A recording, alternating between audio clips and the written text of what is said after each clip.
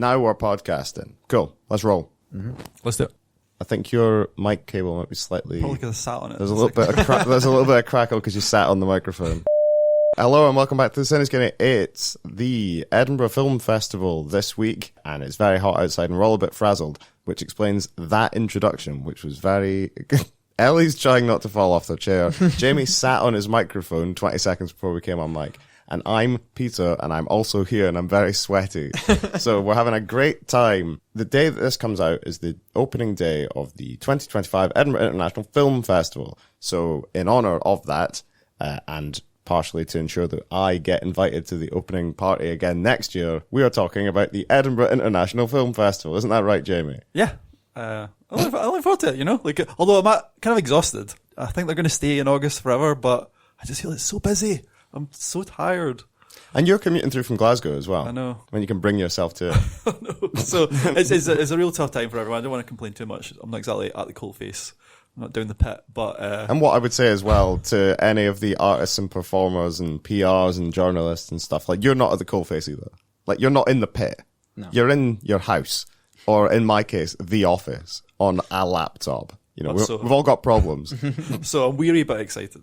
That's wonderful. I don't know Ellie, what that emotion's called. What the combination of weariness and excitement? Yeah.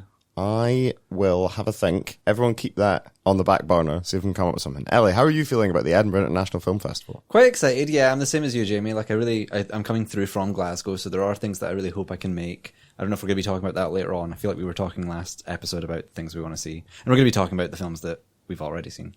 But, yeah.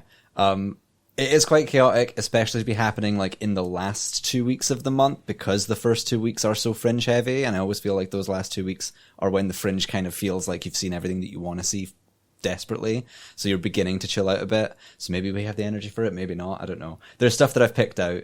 If I might manage to see it, who knows? Total mystery. It is like, it's kind of exciting because, like, I guess last year was this new team's first shot at it, you know, so like Paul Ridd and Emma Bowen, the team. And you know, I don't think it was a good first edition, but I don't think they got everything right. I think they've realised a few things. Like, well, one of the best things I think about the new edition is they've got Filmhouse on board, so there's like kind of new footprint, different venues. Now, not only is like Filmhouse like a really great place to watch films, it's like really well projected, really nice cinemas. Like, sorry, I've only tried Cinema 1, so I actually want to try all the other cinemas that have been revamped since the reopening. So I'm excited for that, but I'm also excited to have the Filmhouse bar there, because I think that was something that was really missing last year. Like, for me, as a, like, going to films, part of it is, like, it's great to see the films, but it's actually really fun to go out to the films and chat to people and, like, see colleagues who, like, come to festivals and, like, you know, want to talk about the movies, but there's nowhere to really hang out last year. And I think having the Filmhouse bar back will be really cool. Also like how they've got a lot more in-person stuff. I think they've really leaned into that this year, and I think that's something that Edinburgh's been amazing at, but like in the last couple of years, there haven't been as many. I think especially during the Fringe, when there's all this kind of live performance and, you know, there's amazing guests at the book festival, to have, you know, people like Andrea Arnold and, you know, Ken Loach and Nina DaCosta and, like, you know, people who are really interested and don't really do talks very much. They're not here to promote films really either. Like, you know, there's a couple, you know, Ben Wheatley's got his new film here. He's promoting that. But these people are just here to chat about their career. So you don't really get the chance to do that often. So, yeah, I think that's a good move in the right direction with the, like, more in-person stuff. Yeah, it's an interesting program this year, and we, as Ellie alluded to just there, we've got 3 films that we've watched that we're going to review. 3 different films, although 2 of them are documentaries. But as we'll find out, there's many different ways to skin the cat that is documentary. Don't know what that analogy is, but I've said it now. And I won't edit it out because that would take too long. So, shall we just crack straight on with film number 1, which I believe you two are going to talk about, Islands, which is the new film from Jan Ole Gerster, starring Sam Riley, Stacey Martin, Jack Farthing, and Dylan Terrell. Now, Tom is a former tennis champion. He's Sam Riley. And after, you know, playing tennis and swedging about, he has decided to go to Fuerteventura and take up tennis coaching. He then meets a troubled family. You know, trouble. It's like trouble, but slightly different. They are traveling, so they are. Yeah, you know, yeah. When you're having difficulties, but you're on the move, that's trouble. What was the one that we couldn't work out as a combination of Weary and excited. Weary and excited. Right. Okay. We're doing compound words to speed things up because we're so busy because of the Edinburgh festivals. It all thematically works. I'm excited. You know what? That's the clubhouse leader so far, is excited. Anyway, let's get back to Islands with Sam Riley. So, yeah, Sam Riley, tennis player, now tennis coach, Fortaventura, meets this troubled family, drawn to the mother, unwittingly ends up in a web of mystery and intrigue, finds his life upended, emotional turmoil, and so on and so forth. It's drama. They're calling it drama. That's the one where foreboding things happen and there is tension in the room. In case you can't tell, I haven't seen this film, so I'm going to throw to you, Jamie Dunn. Yes. Sam Riley, star power at the Edinburgh Film Festival, a big famous actor that people have heard of. Yes. Is the film good? Well, you see that actually, Sam Riley is like, he's a really good actor, but he's like not had the biggest career he could have had, given he was in that amazing film Control about, when was that? About 15 years ago now. Yeah, it must have been like 2017. It's that Anton Corbijn Joy Division film. Yeah. Playing Ian Curtis. So like so I feel like he should be bigger than he is, but he's a very great actor and he's really good in this. This is a really kind of smart little mystery that's a little bit tricky to talk about because a big part of what makes it so satisfying is the kind of bits that are unsaid, so like the pleasure of the film is watching it, piecing together yourself, because it's a film that has a lot of kind of red herrings and takes you down a few kind of rabbit holes that actually turn out to be nothing. So yeah, it's a really fun watch, I think. He's sort of in a Groundhog Day loop of waking up hungover in strange places, and the film opens, that's how it opens. It opens with him in the desert, lying down, face down, and then he wakes up and he just gets in his car and goes back to the hotel. And you get the sense that he does this every day. He just gets drunk at this cheesy club next to the hotel, sometimes sleeps with someone, sometimes doesn't, but he just wakes up blackout drunk and then gets on with his day. So he's in this kind of doom loop when he comes across this young couple who have a 7-year-old son that they want to have tennis lessons. The mother, Anne, is quite flirty. It's clear that she's interested in Tom for some reason.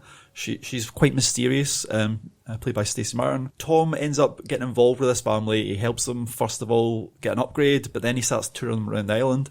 And it eventually becomes clear that Anne and her husband Dave, who's awful, are having some sort of marriage problems. There's some sort of financial problems. There's also a bit of sexual tension going on because also Dave might fancy Tom. You think the film's going to head in a kind of like love triangle thing. It's sending you down this kind of alleyway, and then it totally takes a swerve because Dave disappears one night when he's out drinking with Tom. And so Tom's the last person that saw him. Tom, as ever, gets blackout drunk, wakes up by the pool. He doesn't know where he is. And a kind of mystery kicks off. And the film just changes tact a little bit. There's a kind of Columbo-esque Spanish detective appears who's very fun. And yeah, the film is just full of like twists and red herrings, and to see what happens would really spoil the film, but it becomes a mystery, but also a really psychological film about what happens when your future looks like it could change, if not to give too much away. What happens when you're in this life, you're doing the same thing day after day, and then you realize actually my life could be different. And that's what the film's about. And I thought it was a really good film. It was probably a bit over long for me. I think it did sort of drag on a little bit, but it's a really beautiful film. Like, they use the setting really well. It's this kind of sunlit noir vibe, it's like, it reminds me of films like Chinatown or something like that. The film that's the kind of noir, dark noir, where everything's in daylight. Sam Riley's great. He's terrific. He should be like a sad sack. He should be a loser, and he is a loser, but he's also really charming and sexy. And it's quite hard to pull that off, I think, to be this kind of like pathetic has-been, but also be really likable. So yeah, I can't think of too many actors who could pull that off. And then Stacey Martin, I think, is a really great actor who's been like great for ages, and she's just like she's like so unreadable. She's like very watchable, very beautiful, very charming, and she has like depths to her, and you have to kind of try and work out what that's all about. So yeah, I thought that was a really good, really film. Certainly your description of the noir elements of the film were enhanced in the studio by the sound of someone playing the clarinet very, very kind of ominously in the middle distance. So if that's been picked up by the microphones, that's a nice little treat for everybody. Jamie talked a lot, Ellie, about how it's difficult sometimes to talk directly about this kind of film because it is a mystery. Yeah. But then it is working in that kind of mystery genre. So maybe a way to talk about it that doesn't how do I put this, spoil the plot and twists of the film, is how does it kind of stack up compared to like other mysteries like this, where like the kind of man goes missing mystery, or the kind of like, why am I being embroiled in this psychological imbroglio type thing? Yeah, so like it is very much tonally a mystery. I just wouldn't necessarily think that it's structurally a mystery, or I guess if it is, it just goes in completely unexpected ways, and you're left kind of, I don't know, to do some of the work in processing why you've just seen what you've seen. So there is a lot that I like about it, and I agree with Jamie, like some of the performances are fantastic. Sam Riley and Stacey Martin are really the most watchable thing about this film, and it's shot beautifully. Like I think that the sort of star of the show is just the setting. Like, as you say, it opens with him in the desert, and just the fact that we can go to these locations that seem so liminal. The fact that it's also like a holiday destination as well lends everything a kind of like tackiness, which I find so interesting to set this kind of like really tense thriller in. It was a bit of a mixed one for me, because as much as I liked this really strong sense of setting, I was comparing it in my head to other films that we've talked about on the podcast that have like really utilized that kind of setting. So if you think about After Sun, like those sort of, that holiday destination, those like long, really hot, really empty days do kind of like lead our characters to open up about the vulnerabilities that they've been keeping from each other. And we also watched like Rotting in the Sun, which is quite comedic in how it juxtaposed the kind of like very paradisial setting with these like completely miserable ketamine huffing gay party boys. This is an interesting one where like I was kind of sat and expected to see where that really strong opening, where that tone would go, and it just takes a long time to establish things that seem quite obvious at face value. So like, you know, this self-loathing tennis coach who's gone off the grid, as you say, we kind of establish that he's got this routine where he sleeps around and gets drunk and shows up to work late. And he's got this little network of island locals that all sort of know him, the cop and the hotel receptionists.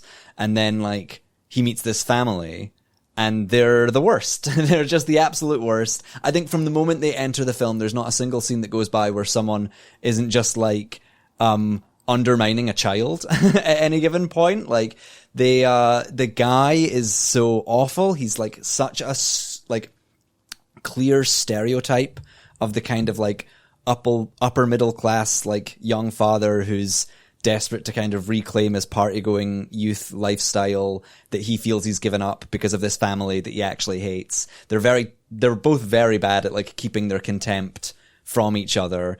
And yet, like, the real mystery here, because, again, these sort of feel quite tropic, these characters. They don't necessarily feel... I have to say, like, the performance is absolutely fine. I do think that the child character is a little bit underwritten. Like, he is just a 7-year-old who's like, I want ice cream. Like, those are kind of, like, most of the lines that he has. But it's definitely like Sam Riley's character who is, I think, the biggest question mark about the film. Like, why is he here? What's this sort of backstory that's led him to this quite sort of hellish lifestyle, this quite purgatorial lifestyle? And why also is he like hanging around this awful family? We reunite with his kind of like island locals after about an hour of this kind of like really dreary family outing that he just tags along to, and they keep asking like, so are you into her? Like, why are you hanging out with this family? Like, oh, you're into the woman, aren't you? And it's like he always just answers, oh, I'm just teaching their kid tennis. So he's very avoidant, but the film does keep bringing it up, so it is like a major point of focus. And it's just really strange. Like, it's hard to get into like what that could mean, especially like giving away what exactly actually happens. But I did feel a little short-souled by the second half of the film. I did feel like they kind of doubled down on those tropes, those kind of like plot twists and red herrings and stock characters that you see in certain mysteries. And it kind of, I don't know, made me feel that the expectation I had from that really strong cinematography and from that really strong sense of setting doesn't necessarily get utilized. It's not about tennis in a way that it couldn't be about any other activity. You could have just been like a swim teacher. You could have just been like a language teacher or something like that. And also, it's not really about the Canary Islands in a way that it couldn't necessarily be about any setting that just is near the water. So it does sort of feel like, I don't know, it's very compelling, but what the film keeps bringing your attention to is, who is this guy? Where's he from? Why is he here? And why is he doing all this? And it seems really reluctant to answer that. So it is one of those ones that you just sort of have to think and come up with your own conclusions. But for how much it seems to be leaning on a lot of mystery genre stereotypes, it just felt a little bit non-committal to me. Yeah, I actually think it uses location quite well. I mean, I've never been to Canary Islands. I didn't realise they were, in my head, they were kind of tropical. But this is like a real kind of arid desert, and they're volcanic as well. I didn't actually know that. So that's a big sort of, I guess you could say it's quite symbolic. There's I think Lanzarote is about to erupt, which is a neighbouring island, and there's a camel that has got a sense of this, and the camel that keeps kind of breaking free, and the camel's very symbolic in the film. I get what you mean. Like, it's a film where it's actually really hard to say what's satisfying about it, but I found, like, it's essentially a bit grown up, isn't it? Like, I feel like you've got this couple who have grew up too fast because they had a kid when they were young, and are really hate their life. You know, they want to be. They look at Tom's life and think, I'm like, this looks amazing. You're hanging around on holiday all day. We're trying to go on holiday all the time to escape our lives, and you're on this kind of tropical beach, this tropical island, and you're having a great time. But then his life is horrible. His life doesn't have any routine because he is in this kind of, like you say, like loop of purgatory. Almost, you know, it's like, it's not exactly the ninth circle of hell. It's like, you know, it's the Canary Islands. But yeah, it's suggesting that actually none of these characters are happy. And how could they be happy? You know, like, and the reason the way to become happy is to grow up and like get out of being like, you know, you can't be a 20-year-old forever. You know, these people are almost 40. You know, they need to like get beyond. But mixed in all that is a mystery, which I thought resolved itself in quite a satisfying and quite a bittersweet, sad, moving way, I thought. So, I don't know. I know what you mean. It's not a perfect film by any means, and it is, like I say, far too long. I think that there is a theme definitely there, you're right, of kind of like self-destructive behaviour and getting yourself caught in these like loops. And I suppose that the setting does come into play in the sense that, yeah, like these characters are sort of saying like, oh, we're all trying to get away from our lives, but then how do you get away from a life where you have gone to the holiday destination, you live here now? I think that there is a great point at the ending, which I don't think is a spoiler to give away, which is that he's like asked where he would go, and he has no answer because he's already like run to the furthest ends of the earth, which is apparently the Canary Islands. So like, there is definitely like a slight utilization of this, the kind of like setting, and that does work its way into some themes, but to me, like, I don't know. I think I felt like the performances and the setting were really carrying a lot of the symbolic and the thematic work, whereas the sort of more structural and narrative work, I was just sort of like confused by the whole time. I was just saying like, where are we going next? These characters don't necessarily feel very like intriguing. It seems to be working against the slight like mystery tone that it has. So lots to enjoy, and I think that you probably have to go and see it for yourself because like it has got such a bizarre ending that does kind of like leave you thinking everything through, but definitely a mixed bag for me, but still enjoyable. Yeah, it's also the kind of film it would be fun to watch again once you know how the mystery unravels, to see if there's like clues and you know, along the way, and like if it's so obvious, because like to be honest, how it played out did surprise me a little bit, and I like how they didn't really say what the key revelation is. Nobody actually says it out loud, which in a way makes it all the more sad, you know, that he didn't get to say. I mean, again, I'm getting close to spoiling, but he never gets to say what he realizes partway through the film. Yeah. He never gets to say it out loud. Yeah. The fact that they never say it out loud is handy for us because it means that we don't have to say it out loud and ruin the film for everyone who's listening to this episode of the podcast. So that was Islands. It's on 4 times, I think, over the course of the festival. This is a running thing with, like, it's a thing I've noticed actually in this year's program. There seems to be more screenings of each individual film than there were last year, which I think is good, because when you're in a very packed scheduling situation, you're like, nice to have options. And another thing I will say actually at this point, before I forget and don't say it later, is that almost all of the films, I think certainly all the films we're talking about today, and almost all the films in the program, one of the screenings is a pay what you can screening. So most of them are like regular ticket prices, and then there'll be one, most often it's the last one of the bunch, that is like a pay what you can sliding scale ticket thing. So that is good if you've been spending all of your money on the arts or on chips. Either or, dealer's choice. So that was Islands. Do we want to give it a mark out of 5, or do we want to, actually, is it thematically better to say it's question mark out of 5, and then people have to go and find out what it is? I'll go a mark if you want. Give it a mark. Shoot from the hip. I'd say it's a 3.5, but a high 3.5. Wonderful. I would have actually said the same thing, but maybe I sounded too harsh when I said it. Low 3.5. Okay. There we go. Excellent. So that's Islands. Yes, Sam Riley, tennis, Fuerteventura, film. Right, film 2. I think me and Ellie are on this one. This is Zodiac Killer Project. So, filmmaker Charlie Shackleton, experimental documentary filmmaker, for around 10 years now, kind of came on the scene with Beyond Clueless, which is a kind of video essay about teen movies. And he's been doing a lot of interesting things in film, a lot of interesting things with the form. He made that film that was like 9 hours long of a bunch of paint drying on a wall to protest the BBFC, making everything get classifications.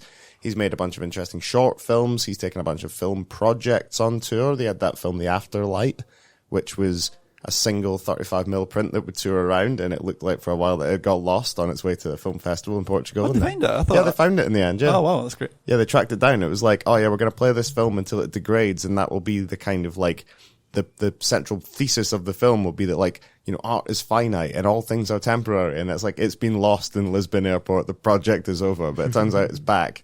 And he is now back with a new feature film. So, he was planning a film adaptation of this book, which is an alternative theory of the Zodiac Killer.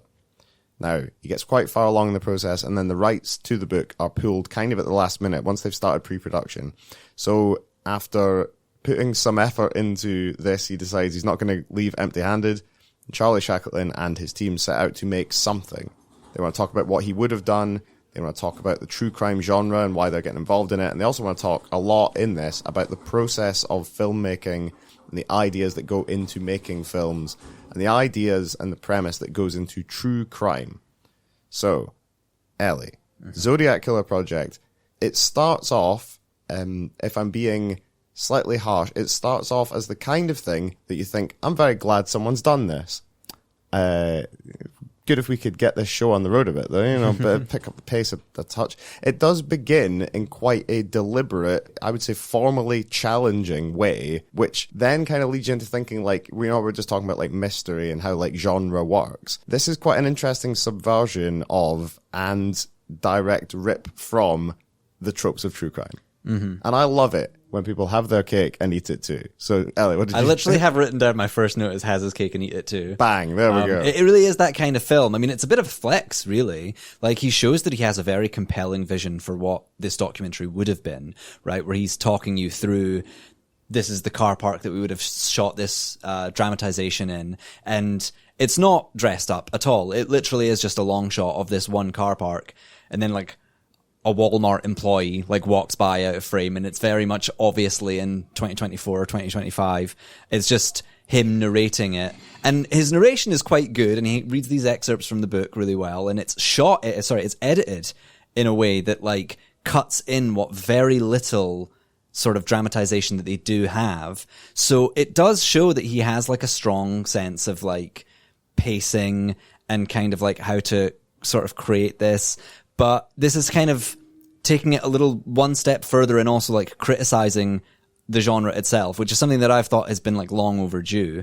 He uses archive. He intersperses like these, countless Netflix series footage from like the last 15 years of all their different true crime documentaries. And with like, opening with the same way they all open, which is like children playing in suburban streets in black and white, and then like a newsreader being like, this is a story that horrified the community. So like, it's great because like he is able to show that he understands these tropes well enough to like direct them, but he is also just kind of like peeling the curtain back for the audience. And I learned a lot. Like, he uses the term evocative B-roll, which is in a true crime documentary when they're doing excerpts or whatever, and you will see a shot of a tape player or cigarettes in an ashtray or something like that. He explains what backers are, which is actors hired as extras, but not to actually like appear in their faces, like just to be the back of a serial killer or a suspect or something. So like, it is really interesting, and immediately you do get a sense that this is really tearing up what is quite an oversaturated genre by pointing out just how derivative all the examples are. But he is also at the same time showing that he's using these examples in a way that, like, you are following along. And I was quite interested to hear about this alternative theory as to the identity of the Zodiac Killer. And then eventually, like, after kind of maybe the first real half of it, we get into him saying, like, I think that's when we cut and we see him in the studio, Charlie Shackleton, like, actually, like, recording this, saying, like, well, we've just gotten to a bit where, you know, a priest goes incognito into an AA meeting to see if he can, like, get some clues from people's confessions. Isn't that a little messed up? And then that kind of begins what the sort of discussion of what I think is like the much more egregious thing about the true crime genre, which isn't just that like they're all sort of samey, but rather that there is like real exploitation happening in them. And then he goes on to acknowledge series like the Paradise Lost films or Netflix's like Jeffrey Dahmer drama, and how, you know, at the same time, like he has this criticism that there's you know, a lot of this sensationalization of real life violence and suffering, but at the same time credits them for being influential on the work that he's currently doing. So it is interesting. And I kind of really was excited to see it because I love seeing films about filmmaking. And I think that this is so educational. I think that if you are the kind of person who's into films that break down genres, it's almost video essay-like in some ways, how much it's sort of like showing different influences doing the same thing. Then I think that you'd really enjoy this. As a matter of fact, I kind of walked away feeling like you could do this about other genres, like other really formulaic genres, kind of like the musical biopic or something like that really like, you know, are based off of true stories, but everyone seems to be telling them in the same way. So at the same time, like compelling and interesting, and definitely shows his skills as a filmmaker, especially when he's doing so little but narrating and editing in quite banal footage. But also able to kind of like dig deep on this genre that's been really, really dominant in the mainstream and really has like these things that are worth discussing that are problems with the genre. I think that if I were to say one thing, maybe it doesn't focus enough on the kind of discourse around the exploitation that happens in true crime. Like his punches really seem to be directed to how sort of generic some of these documentaries are, rather than like what I think is an emerging wider discussion about the ethics of true crime and about how who really does own a story and how can violence continue to be perpetuated by the media who are using that story incorrectly.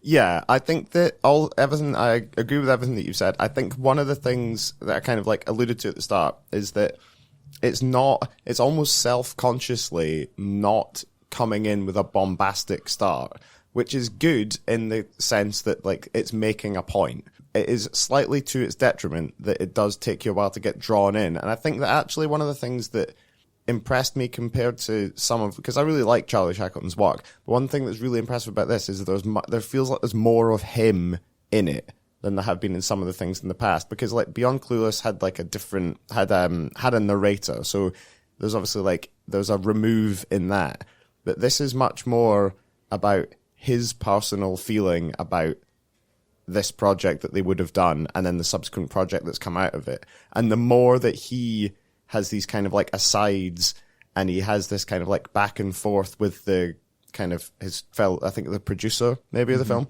who kind of cuts in on the studio mic and like asks him questions, and like they have little kind of sarky back and forth. Like you get a sense that you're kind of delving into the kind of meeting room where they're having this conversation.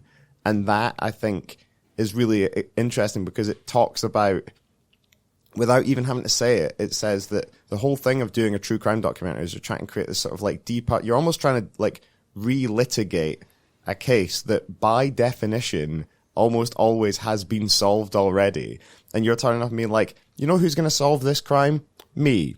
A filmmaker. Like, no, fuck off. And he does have this kind of no fuck off attitude to that, of being like, we're here like to talk about things that by the virtue of the fact that we can make a film about them have already been dealt with. Like he has a really interesting thing to say about that Robert Durst documentary. So this is the HBO one. What was it called, Jamie? Do you remember? I don't know which one you're talking about. So this is the documentary about this guy. He was like a kind of multi-millionaire. Oh, is it The Jinx? The Jinx. Yeah. This kind of like wealthy business guy who had been accused of these crimes, and he had always denied any involvement in them. And then in the very last episode, as he does his last interview, he doesn't take his lapel mic off and just basically confesses to it on the toilet. Now Charlie Shackleton makes a very good point. Like, the guy was arrested like 2 days before the last episode of this program went out. So it's like, how did that happen? That seems like a weird coincidence.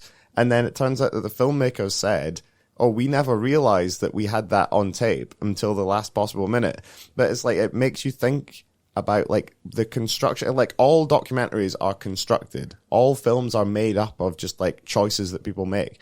But in documentary, it's particularly like interesting particularly as like a journalist, because you're not telling the whole story. Mm-hmm. You're telling a story out of a bunch of often incoherent threads of stuff. So you have to cut stuff out, you have to leave stuff in.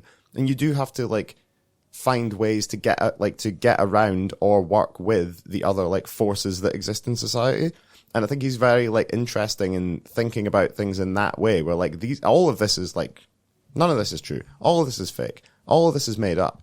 And to have the lens through which you examine that be a second-hand account of a fringe description of a second-hand theory of an unsolved murder is actually really interesting. And one of the other things that I really want to flag up, in terms of having your cake and eating it too, like very obviously, it seemed to me very visually influenced by like Errol Morris documentaries. Like his, I laughed out loud the first time one of these cutaway like interstitial bits of filmed B-roll came on, because it was shot in exactly the same way as those scenes in The Thin Blue Line.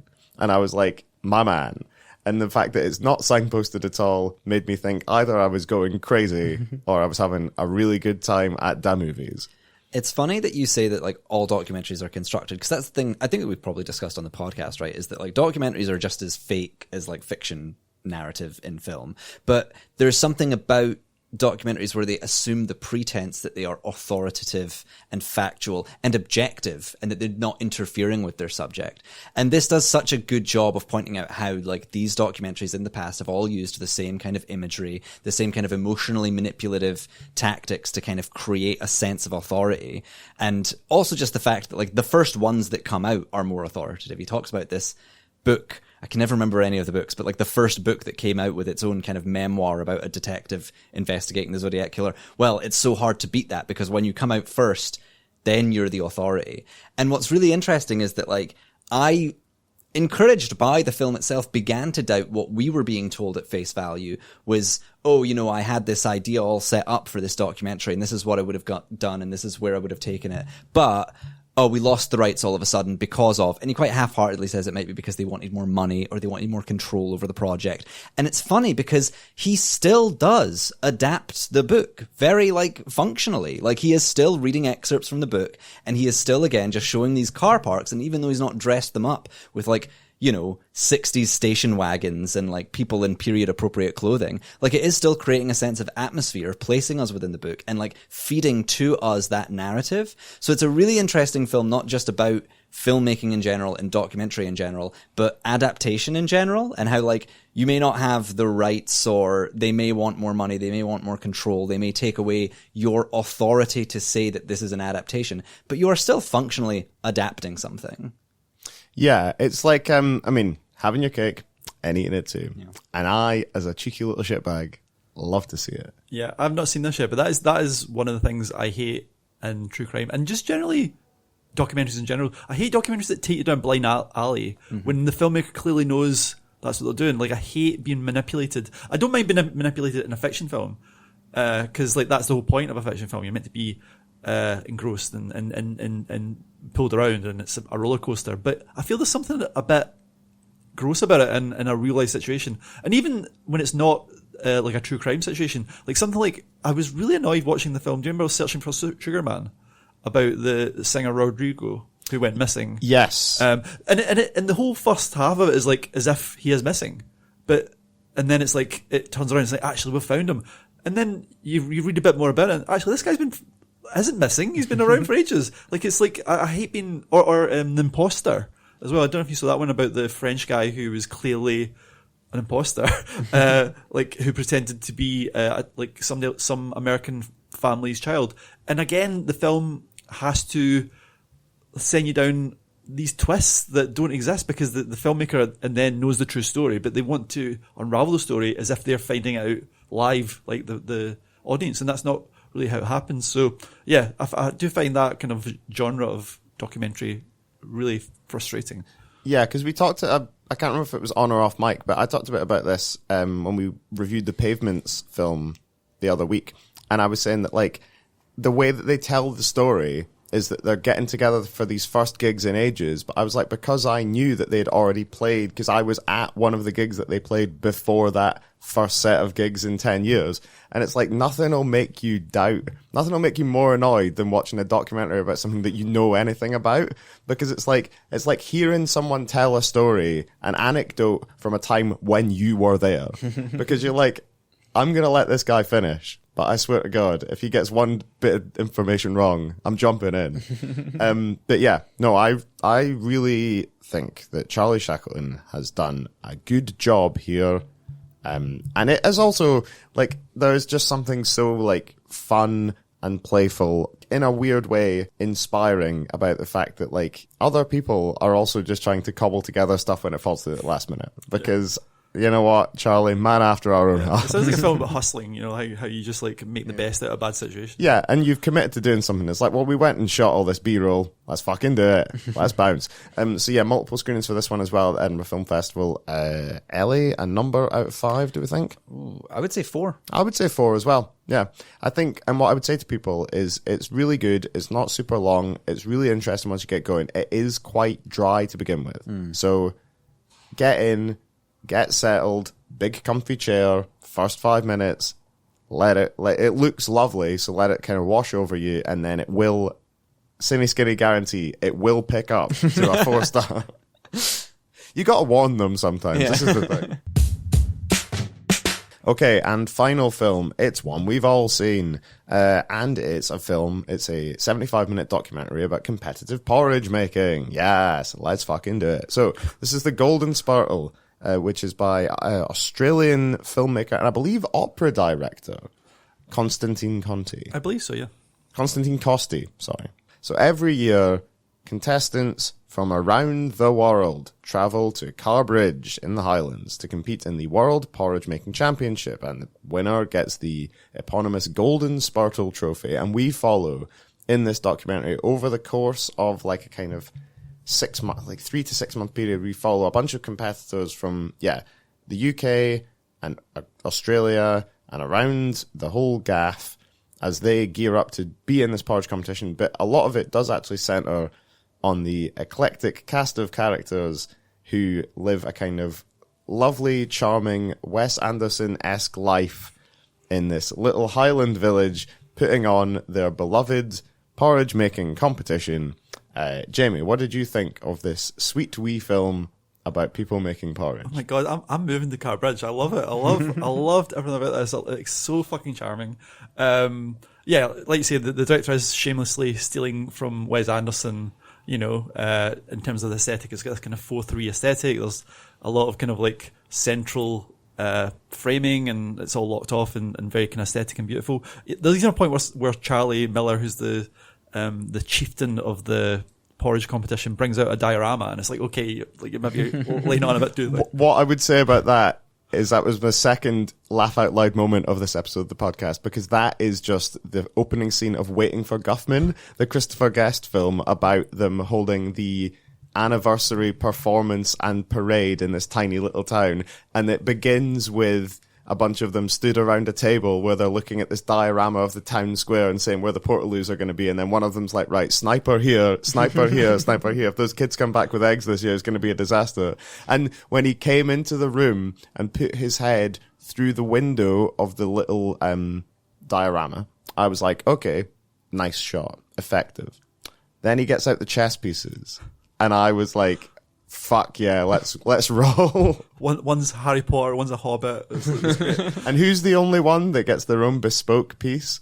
Charlie Miller. And that kind of says a little bit as well about this film, because actually, if there is a central character to this film, completely. It is the aforementioned chieftain of the World Porridge Making. Exactly. So it's a bit Wes Anderson, a bit Christopher Guest, as you say, definitely there's a lot of that. It's also a little bit Roy Anderson, because Charlie Miller is the palest man in the world. He looks like he's stepped out of You the Living, or, you know, Songs from the Second Floor, or whatever it's called. Like, he looks like he could step into a Roy Anderson film very easily. He's got that kind of like haunted look.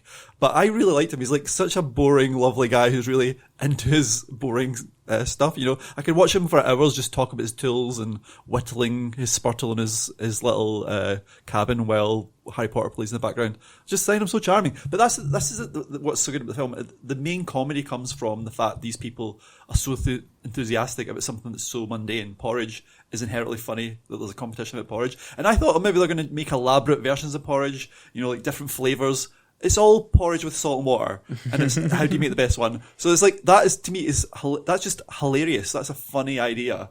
Yeah, and the film is really good because it presents all these fun characters, but it doesn't kind of mock them in any way. Like, its tone is really interesting because they're inherently funny. They're these eccentrics who are so passionate about this competition, but I don't think it ever laughs at them. You know, I feel they're kind of in on the joke, but it's not also winking at them either. They're just like really charming, funny people, and they're like, I love all of them. So they're like, I guess the most normal person we meet is Toby, who's the lad from Australia, who's like a taco chef, and he's taking a really scientific approach to making it. And then we meet, there's a guy who's like, essentially, I thought he was like Sean Connery but gone feral. There's a guy called Ian who lives in the woods, who's like, he's a kind of dark horse because he's a former champion who's came back this year, and he's got like, you know, he's very mischievous, and he has got a kind of Sean Connery thing going on, but he's wild. He's very fun.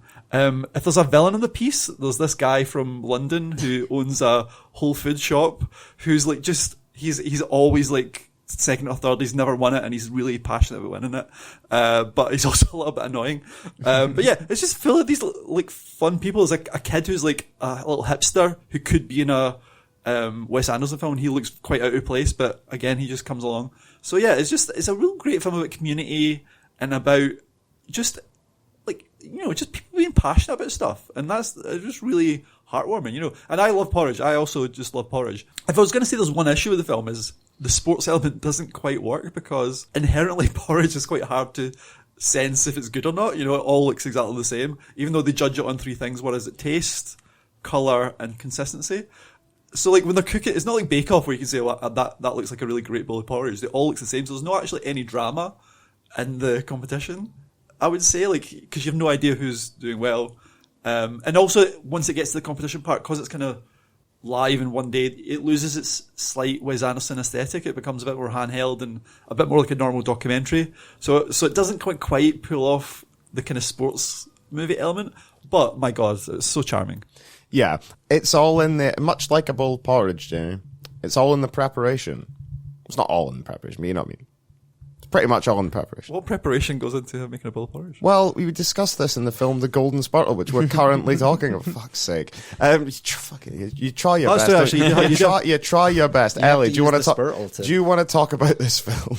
Do you want to talk about this film, or am I going to have to shout at Jamie? No, this is a great film. I really, really enjoyed it, and I fully agree. It's like, it's very funny. It's very warm.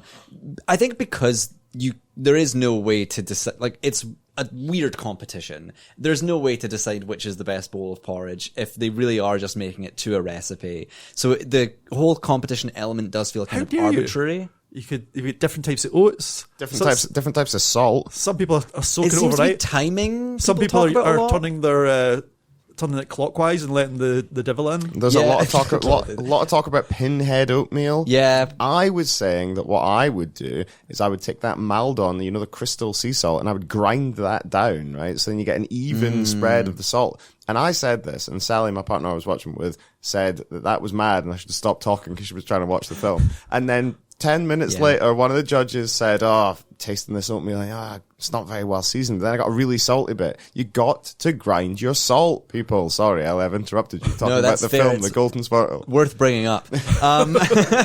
But like, yeah, so I think that the competition element is kind of arbitrary, but at the same time, like, the characters are just so good. And I know they're not characters, I know they're real people, but it really is like, I know we keep saying if Wes Anderson directed a Wallace and Gromit film, like, they're all, you get a sense, even the ones that are a bit kind of desperate, like that guy who's kind of come close so many times and seems to have been a bit cracked by it. Like, they all have like a really good standing and a good reason for winning, and you get the feeling that no matter who wins by the end, it's going to be quite triumphant. It's going to be kind of a victory because you're so in there with them. But like I say, possibly the funniest film I've seen, not just only because of the people in it, but they do kind of remind me of like my relatives and stuff like that, like Scottish small town folk, and like the sort of ways in which they get really like passionate and puffed up about these really kind of seemingly banal things. It's like very, I don't know, it's very touching, it's very wholesome. One thing that I would say that really interested me about this film is that you do get a bit of a sense of how complicated and slightly contradictory the relationship between Scotland and nationhood is. So obviously it being the World Championships does open the door to like a sense of nationalism. And you have this scene where your chieftain, whose name Miller, is it? Yeah, Charlie Miller. Charlie Miller is like our Lord and Savior Charlie Miller, making sure that all of the flags that will represent the competitors coming from all their places are all like laid out. They've got there's an old lady in the back ironing them, which I love. And he's sort of saying like, look at that, that's a Zimbabwe flag. Like, a flag needs to be colorful. And you get a sense of like what is kind of wonderful about this sort of international Olympics, and everybody kind of coming to this random town in Scotland that doesn't really have much to say about the wider world, but everyone is being celebrated for who they are. But at the same time, there is something kind of going on under the surface. There is, I have to say, a moment where someone says, don't say Ulster, say Northern Ireland. And you're like, oh. And then, you know, someone makes a joke, and I have to say it's a very good joke about Scotland. I'll just repeat it. Essentially, like, when God made Scotland, like, Archangel Gabriel says, is that not a bit unfair, you know, making the most beautiful country and putting the most beautiful and intelligent and, you know, industrious people in it? And then God says, well, wait till you see who they're getting as neighbours. Badum tish. And it's like that kind of, there is this really complicated and, again, slightly contradictory relationship that Scotland has with nationhood. And sometimes it's like this great force for good, because you get a sense that people within this culture are so accommodating and so inviting, but there's a lot of history there, and there's a lot of text, and there's like a lot of stuff to do your reading about, and it doesn't matter as much, but it is just a fun little glimpse into the nuances of this community. It's also kind of why I think that guy Nick is the villain. Like, everybody seems to hate him, but they never actually say what he's done. There's that implication that he's cheated somehow. Like, oh, he bends the rules, that guy. Like, what has he done that's so bad? Like, they set him up. I think part of the film is setting him up as the villain, even though he seems absolutely lovely. Like, the worst thing he does is he never just says porridge or oats, he says Scottish porridge oats. Yeah. Like, he always says the full, but anyway, yeah, there is that kind of like, everybody plays I think there is a sense that some of them are playing up to their like stereotypes and caricatures, but yeah, I thought that was really charming. And the other thing that's really interesting about this, sort of like watching it after Zodiac Killer, which is a film all about how documentaries are documentary filmmaking is a post-facto skill. You see things happen, and then you make a film about the events of those things, but you tell them not necessarily in the order that you found out about them, or not necessarily, like, you have to make out that you don't know what the outcome's going to be when you absolutely know what the outcome's going to be. And one thing that does happen in this film is, I challenge anyone who watches this to identify the point at which it becomes apparent that the direct documentary makers may have backed the wrong horse in terms of who they got the most like VT time with. because there is a moment in this is the thing about the rough and tumble of competitive porridge making. It's anybody's game. Truly, it's anybody's game. But if you're an Australian documentary filmmaker making an independent documentary about porridge, there's only so much time you can commit to filming, shall we say. Which is quite funny, actually, because then it does mean that the film, in the last 20 minutes, does take a bit of a turn. And it's partly what Jamie was saying about, like, the filming style necessarily has to change because of the setup. Because you have to try and get as much coverage as you can in this one day. But it also, the focus changes a little bit because of porridge making competitive reasons. Yeah. Also, it's just quite chaotic. It's a small town organising an event. It's a mess. They're like having like a whiskey tasting in the middle of it all. It's like, what is going on? There's a guy talking about Speyside and explaining where the whiskey's from. And then there's also a massive downpour at the same time. And like, it looks like the banks of like the Spey is about to break. So it is like, I'm sure that day for the filmmaker was utter chaos. And I'm not surprised that it is a bit shambolic, the kind of section that is around the porridge competition. And like I say, it's just a hard thing to capture. They only have half an hour to make it. So like, what are you filming there? Like people stirring porridge? It's not exciting. How do you make it exciting? I don't know. He's done a great job, but like I can see how, as a filmmaker, it's a challenge. Yeah, I think what the film does really well is that it says, well, the porridge it's not about the porridge. It's the porridge was the friends we made along the way. There we fucking go. There's like I think it's like 3 or 4 screenings of this at the film festival. Jamie, what do you think out of 5? Super charming. I was all ready to give this 5 stars. I was like so blown away by this film. I wanted to go and make porridge with these people. I had porridge this morning, even though it's like boiling hot, because I just wanted to eat porridge. Because it's 26 degrees outside, just for anyone it's not checking. Porridge weather. I don't have a Spurtle, although I don't think a Spurtle is a very good instrument for. I don't believe it's the best instrument for stirring porridge, because the big issue with porridge is it sticks to the bottom. So how do you get that? Anyway, I'm going off topic. I also like the way that you just talked about how good this film is and how, engaged you were with it. And then one of the central themes of the film, it's like, that's bullshit. You know what that is? That's chuchter nonsense. I've never actually enjoy the film. I've never actually used a Spurtle. Maybe I should invest in one. Get Charlie to whittle me one. But anyway, I do think it kind of does fall apart at the end, but it's so short. Who cares? It's like 4 stars for me. Nice. 4 from me as well, Ellie. Also 4. It's a 4-star banger, and it's an hour and 15 minutes about porridge making. There you go. So that's Golden Spurtle, and that is the 3 films that we want to talk about at this year's Edinburgh International Film Festival. But there are other things in the programme. It's not just 3 films. That wouldn't be much of a festival. So there's more things in it. Jamie's got the programme open on his lap, so I'll come to him first. Is there anything else that you wanted to flag up to the loyal listeners? Yeah, well, they've got this far. They should get some more info for their trouble. Well, I should have said up front, one of the most exciting things about Edinburgh now is it's actually quite focused on world premieres. So it's like you are going in a bit blind to a lot of these films, and it is a bit about discovery. So the competition is probably worth digging into. There's some interesting things. There's a film called Concession, which looks quite charming. It's a comedy set within a cinema that's about to close, and I watched a clip of it a couple of days ago. It's got a kind of like Kevin Smith vibe, I would say maybe, like that's kind of vibe I was getting from it. It's also shot on film as well, and I think it's going to be projected on a film.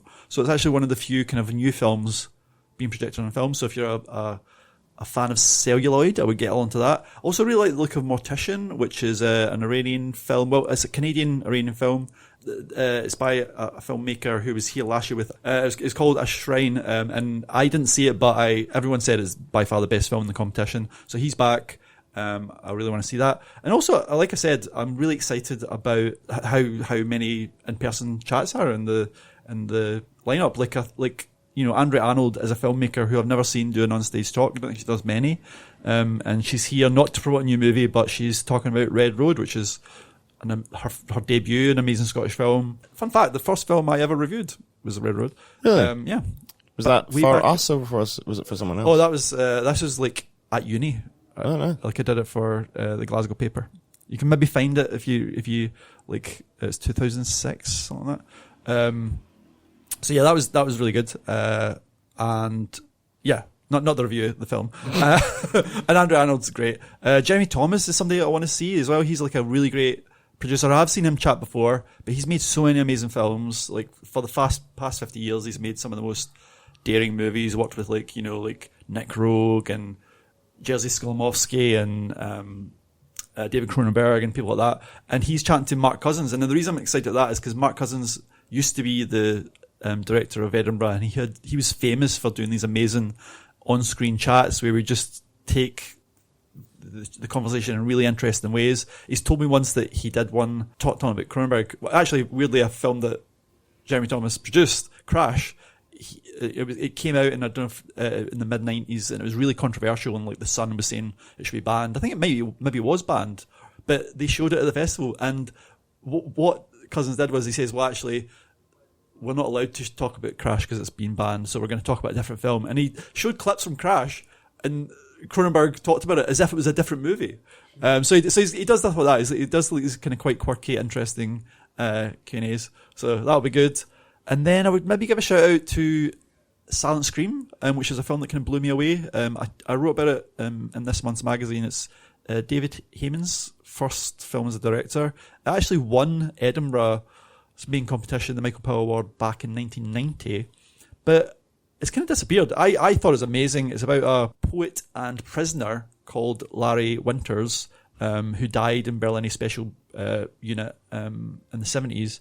And it's his kind of last night on Earth, but it's like him looking back on his childhood, on his crime, and then it's really hallucinogenic. It uses his writing as inspiration. Really, like, very arty, cool, surprising movie. I'm not sure why it didn't fly, because I thought it was kind of incredible. And yeah, a Scottish film that should probably be in the canon, should be talked about a lot more. So Nice. Good picks. Good range of stuff. Ellie, what do you got for me? So something that I was looking at was Blue Film by Elliot Tuttle, which is an American film about a queer like sex worker, like a cam boy, who finds that one of his clients actually knows him from his personal life, and it becomes this sort of gripping thriller about like a sort of, you know, psychological battle between the two of them, and it seems really, really interesting, but at the same time very, very dark. And I was also interested in Dragonfly, which is by Paul Andrew Williams, which seems to be, you know, I don't know a lot about it. I know that it seems to be about kind of like an insight into the way in which austerity has affected like working class communities. And it stars Zandria Riseborough, who I love. So I think that would be good. Both seem really interesting, but both ultimately seem very like heavy. So if something that seemed more fun was a film called Grow by John McPhail, yeah, which seems to be about a young girl entering a pumpkin growing contest, and it seems very wholesome, and it seems to involve a lot of like big UK comedians like Joe Wilkinson and Alan Carr and stuff like that. Yeah, I'm just looking at the list right now. There's I loads. think that might be Scottish, actually, because I know John McPhail. Yes, it's like because John McPhail made Anna and the Apocalypse, which was a big hit at the festival a few years ago, which I also loved. Yeah. So yeah, that's two heavy options and a slightly more wholesome. Well, that would be a good double bill with the Spurtle, probably. Yeah. Grow. Yeah. I've got one that would be a good companion piece potentially for Zodiac Killer, which is the new short by one of my favourite documentary filmmakers, Duncan Cowles, Neil Armstrong and the Langhamites, which is about Neil Armstrong's relationship with is it kind of like Hamlet Langham? I don't know. It's like basically it's the kind of log line is about a small borough called Langham and the emotional effect the place and its people had on Neil Armstrong, a beautiful wry slice of Scottish life. Duncan Cowles, very, very good filmmaker who I do think of in the same vein as Charlie Shackleton, like very like deconstructive filmmaker brackets complimentary. Like, the thing about Duncan Cowles is he has a very, very dry sense of humour, and I'm a big fan of that. Yeah. As anyone who knows me will say that an inscrutable non-joke that I'm absolutely pissing myself at is one of my favourite things. So, yeah, and I always just think, like, short films are a good thing to get into at a film festival as well, because you get a big programme of short films to watch. It'll be a nice kind of, like, barrage of stuff, and short films, famously, as we've discussed often in the place of work that we currently are, short films harder to find after the fact. That is true. You know, a lot of these features might get theatrical runs, they might end up on streaming, but short films can be a little bit harder to track down. So if you want to see something that you genuinely might struggle to find again, there's a really interesting experimental shorts program, there's a competition shorts, and then there's also out of competition shorts. But they can all be found in the Edinburgh Film Festival program. Yeah, so the film festival starts the day that this podcast comes out, the 14th of August. That's right. With Sorry Baby, the Eva Victor. Eva Victor. Thank you, Jamie. I nearly had to do the long pause twice in the space of one sentence. Yeah, so it starts with Sorry Baby on the 14th, and then Ben Wheatley's new film plays at midnight on the 14th. And then it continues until the 22nd. Yes, I think that sounds right. Until the 22nd of August.